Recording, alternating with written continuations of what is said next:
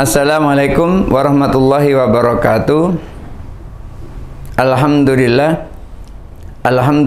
nasta'inuhu wa nastaghfiruh wa na'udzu billahi min syururi anfusina wa min sayyiati a'malina. May yahdihillahu fala mudhillalah wa may yudhlilhu fala hadiyalah. Asyhadu an la ilaha illallah wahdahu la syarikalah wa asyhadu anna Muhammadar abduhu wa rasuluhu la nabiyya ba'dah. Allahumma shalli ala sayyidina Muhammad wa ala ali sayyidina Muhammad. Rabbi syrah li sadri wa yassir li amri wa hlul 'uqdatam min lisani yafqahu qawli, amma ba'du. Pemirsa Kompas TV Jambi yang dirahmati Allah, kali ini akan kita membahas sebuah bahasan yang baru, yaitu ketika seseorang menuntut ilmu, maka orang itu diibaratkan bagai seorang pemburu. Artinya orang menuntut ilmu itu sama dengan orang yang sedang memburu-buruan. Maka orang yang memburu-buruan itu harus tahu alat-alatnya untuk memburu. Jangan sampai mau nangkap harimau, alatnya untuk memburu pancing. Nah, itu salah yang seperti itu. Atau memburu ikan, alatnya adalah menggunakan umpan berupa mungkin kambing. Ya, enggak akan ketemu. Memburu ikan ya dengan cacing. Kalau memburu harimau ya dengan kambing, ditaruh di situ supaya kambing didekati oleh binatang buruan itu atau didekati oleh harimau itu. Maka nasihat dari Imam Al-Ghazali, beliau menyampaikan, amma ba'du falam ayyuhal haris, adapun sesudah itu ketahuilah wahai orang yang sangat tamak. Maksudnya tamak di sini adalah al-mujtahidu, orang yang sungguh-sungguh. Tamak, sungguh-sungguh. Maksudnya sungguh-sungguh itu adalah al-muqbilu ala iktibasil ilmi. Sungguh-sungguh di sini maksudnya adalah menghadapkan diri untuk menimba ilmu. Orang tamak di dalam mencari ilmu adalah orang yang sungguh-sungguh menghadapkan dirinya, mencurahkan dirinya untuk menimba ilmu. Maksud dari mencurahkan dirinya, menghadapkan dirinya untuk menimba ilmu, maksudnya adalah istifadatuhu minal muallimi, memanfaatkan gurunya untuk diambil ilmunya. Ia datang ke tempat rumah guru, kemudian dia bertanya-tanya.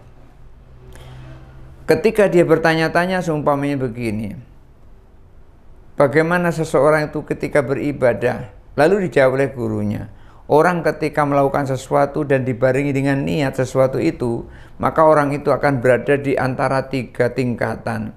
Yang pertama, ayya'mala dzalika khaufan minallahi ta'ala. Yang pertama, ia lakukan itu karena takut kepada Allah. Yang kedua, ayya'mala dzalika li talabil jannati wassawabi. Yang kedua, ia lakukan itu untuk mencari surga, mencari pahala. Yang ketiga, ayya'mala dzalika ta'diyatan lisyukri, ia lakukan itu karena menjalankan kesyukuran, wa ta'diyatan lil ubudiyati, menjalankan ibadahnya kepada Allah Subhanahu wa taala, karena ia sadar, wa ma khalaqtul jinna wal insa illa liya'budun, tidak aku ciptakan jin dan manusia kecuali untuk menyembah kepadaku. Maka dapatlah dia ilmu itu. Maka ia manfaatkan guru di hadapannya untuk ditanya-tanya. Maka yang dimaksud dengan orang yang tamak di dalam menuntut ilmu adalah orang yang sungguh-sungguh menghadapkan dirinya di dalam menimba ilmu. Maksudnya adalah memanfaatkan guru untuk diambil ilmunya. Di sini dikatakan iktibasul ilmi ala iktibasil ilmi. Dalam naskah yang lain disebut ala iktinasil ilmi. Iktinas itu beda dengan iktibas. Iktibas itu menimba, tapi kalau iktinas itu memburu. Maka oleh karena itu dikatakan istiyadihi, maksudnya adalah memburunya. Memburunya itu maksudnya memburu ilmu.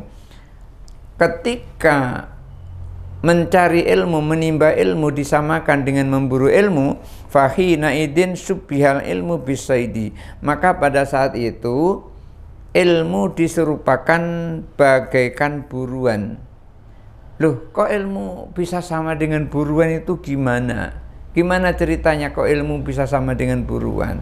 Begini, ketika seseorang mau mencari atau mau menangkap buruan, yang jelas perlu kecerdasan dan juga perlu strategi. Sama halnya orang yang menuntut ilmu. Menuntut ilmu itu juga perlu kecerdasan dan juga perlu strategi. Oleh karena itu Imam Az-Zarnuji mengatakan di dalam kitab Ta'limu Ta'alim, ala la tanalul ilma illa bisittatin saumbika anta wasiliha bibayanin zakaun wa hirsun wa jtihadun wa dirhamun wa irsyadul ustadi wa tuluz zamani. Beliau menasihatkan bagi para penuntut ilmu seperti itu. Ala la tanalul ilma illa bisittatin. Anda tidak akan memperoleh apa-apa kecuali melalui 6 perkara. Seseorang mau menuntut ilmu harus melalui 6 perkara ini. Kalau 6 perkara ini nggak ada, ilmu tidak akan dia dapat. Saumbika an tafsiliha bibayanin. Beliau sampaikan, akan aku jelaskan penjelasannya. Kira-kira gitu, dengarkan itu. Zakaun wa khirsun wa jtihadun wa dirhamun. Yang pertama zakaun. Seorang yang menuntut ilmu itu harus cerdas. Cerdas ini maksudnya siap untuk menuntut ilmu. Sama dengan memburu tadi, orang mau memburu buruan itu harus cerdas. Artinya siap untuk menangkap buruan itu. Kalau belum siap nggak akan dapat buruan itu. Sama dengan orang yang menuntut ilmu, nggak akan siap, nggak akan dia dapat ilmu itu. Zakaun wa khirsun. Khirsun itu tamak. Tamak di dalam menuntut ilmu itu adalah orang itu selalu bertanya terus. Ketika nggak tahu bertanya, ketika nggak tahu bertanya. Maka buah dari pertanyaan itu adalah ilmu.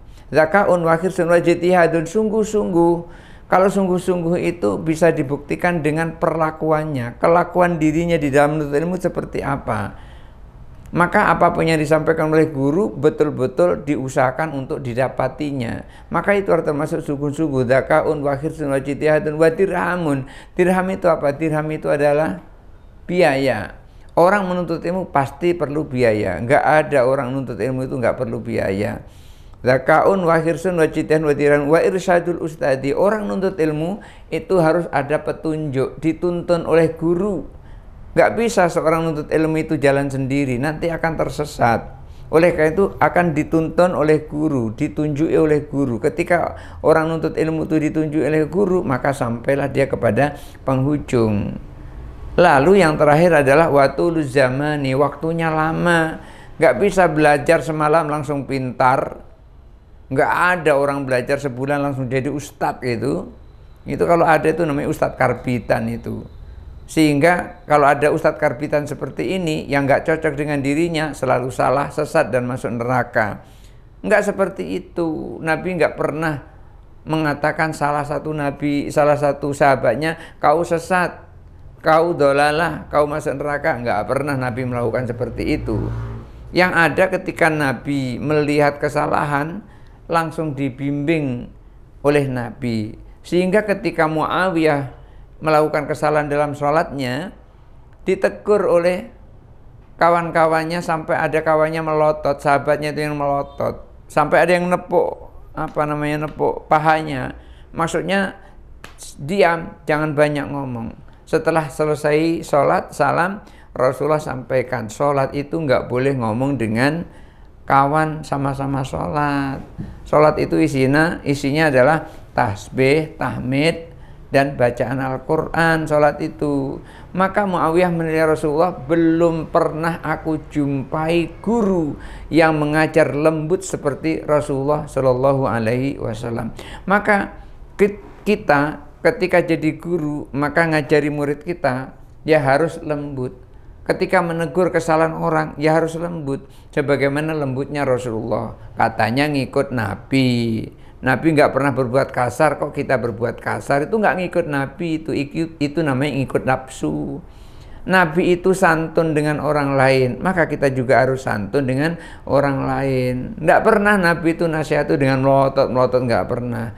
Maka kalau ada orang yang nasihati dengan melotot itu nggak ikut Nabi, itu ikut nafsunya. Oleh karena itu, ketika mau belajar, ya tentu yang nomor 6 adalah perlu waktu yang sangat lama. Tidak bisa begitu langsung pintar, nggak bisa. Maka Antara buruan dan ilmu itu disamakan. Lantaran apa disamakan?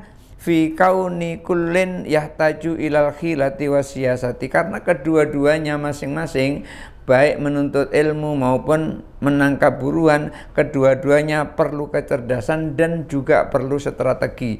Kecerdasan diperlukan, strategi juga diperlukan. Wal muthiru min nafsihi, dan juga kesungguhan di dalam menuntut ilmu itu ditunjukkan di dalam dirinya sidqa raghbati, maksudnya adalah kejujuran keinginannya untuk memperoleh ilmu. Ai al-iqbal, maksudnya adalah mendapatkan ilmu itu sungguh-sungguh, memang betul-betul terlihat dalam dirinya sungguh-sungguhnya dia belajar. Wa farrata ta'astusi, dan juga terlihat sangat haus ia terhadap ilmu. Kelihatan seperti itu. Ai syiddatul istiyaqi ilaihi ay al ilmi, maksudnya adalah sangat rindu terhadap ilmu itu. Kalau ada orang yang seperti itu menggebu-gebu terhadap ilmu, maka orang seperti itu annaka ma'mulun la ilma, maka engkau kalau posisimu seperti itu menggebu-gebu untuk memperoleh ilmu seperti itu, engkau ini adalah objek, bukan orang berilmu. Engkau ini adalah objek sebagai orang yang tidak berilmu. Artinya orang yang seperti itu sesungguhnya adalah orang yang tidak memiliki ilmu sama sekali. Wa in kunta taqsudu bi talabil ilmi al munafisata, dan jika engkau bertujuan mencari ilmu itu adalah untuk bersaing dengan orang lain, ai ar-raghbah fi tafarrudi bil ilmi, maksudnya adalah pingin sekali hanya untuk memperoleh ilmu itu, li'annahu nafisun jiddan, karena ilmu itu adalah sangat berharga, wal mubahata, dan menuntut ilmu tujuannya ingin berbangga-banggaan, maksudnya adalah al-iftikhar alladhi huwa ta'adzum, supaya terlihat dirinya besar, artinya untuk membanggakan diri, wa taqaddum alal aqran, dan ingin menyalip teman sama-sama mencari ilmu, ay al-imtithal alladhi yu'adilunaka fi talabil ilmi, sekurang-kurangnya adalah bisa menyamai sesama kawan yang sama-sama mencari ilmu. Wastimalatan ay talabul iqbal, dan juga ingin supaya pada saat mencari ilmu itu supaya orang cenderung kepadanya, wujuhan nasi ilaika, tujuannya adalah orang bisa tertarik kepadanya, wajami khutami dunya, dan untuk mengumpulkan serpian dunia, maksudnya adalah ingin kesenangan dunia, maka orang yang seperti itu sesungguhnya adalah orang yang sudah rusak. Orang yang seperti itu sesungguhnya adalah orang yang sudah hancur. Ia menghancurkan dirinya, ia menghancurkan agamanya. Oleh karena itu, mari kita benahi ketika kita menuntut ilmu itu tidak bertujuan seperti itu. Tujuannya adalah untuk memperoleh hidayah Allah Subhanahu wa ta'ala. Barangkali itu saja dulu, mudah-mudahan ada manfaatnya. Hadanallahu wa iyyakum ajmain, wallahu muwaffiq ila aqwamit thariq. Wassalamualaikum warahmatullahi wabarakatuh.